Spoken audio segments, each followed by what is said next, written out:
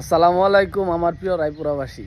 তো আজকে 2-3 দিন যাবৎ আসলে ফেসবুকে ঢুকতে পারতেছি না একটা বিষয় নিয়ে। বিষয়টা হচ্ছে দর্শন। কমিশনার মিতুল চেয়ারম্যান বলতেছে মানে আমারে বলতেছে মামলা চাইলে খবর আছে আমরা আপনার পাশে থাকতাম না। দর্শন করা হয়েছে আমার মেয়ের বুকের নিচে খামছি আঘাত মাগাত আমি এটা লেখাইছি। গাইনি ম্যাডামে বলছে দর্শন করা হয়েছে হ্যাঁ নামে ডাইরেক্ট মামলা দিন। আর দর্শনটা নিয়ে আসলে যেভাবে রায়পুরাবাসী ব্যবসা করতেছে, বিজনেস করতেছে, আসলে এটা আমরা সাধারণ মানুষ আসলে আশা করি না। আমরা আসলে দূর প্রবাসে থাকি সত্য, কিন্তু দেশের যেই অবস্থা, দেশের যে দর্শনের যেই হাল হাকিকত দেখতেছি আসলে এটা দেখে আসলে আমরা সহ্য করার মতো না। কিছু মানুষ এই যে আমাদের রায়পুরা হাসিমপুরের যে 10 বছরের মেয়ের যে দর্শনের ঘটনাটা, কিছু মানুষ আসলে এটার ফায়দা নিতে চাইতেছে। এটার ফায়দা নিতে গিয়া টাকার বিনিময়ে মামলাটা সমাধান করতেছে। আমি তাদের উদ্দেশ্যে বলতে চাই, যারা এই টাকা দিয়ে এই মামলাটা সমাধান করতেছেন, আজকে যদি আপনার মেয়ে হইতো, আপনার বোন হইতো, তাহলে কি করতেন?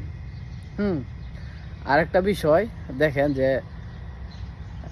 সরকারিভাবে পরীক্ষিত এবং সিভিল সার্জন দ্বারা পরীক্ষিত যে রেখা হয়েছে, দর্শন হয়েছে, এটারে আবার থানায় আসতে আসতে টাকার মাধ্যমে ঘুরে দেখা হয়েছে যে দর্শনের চেষ্টা।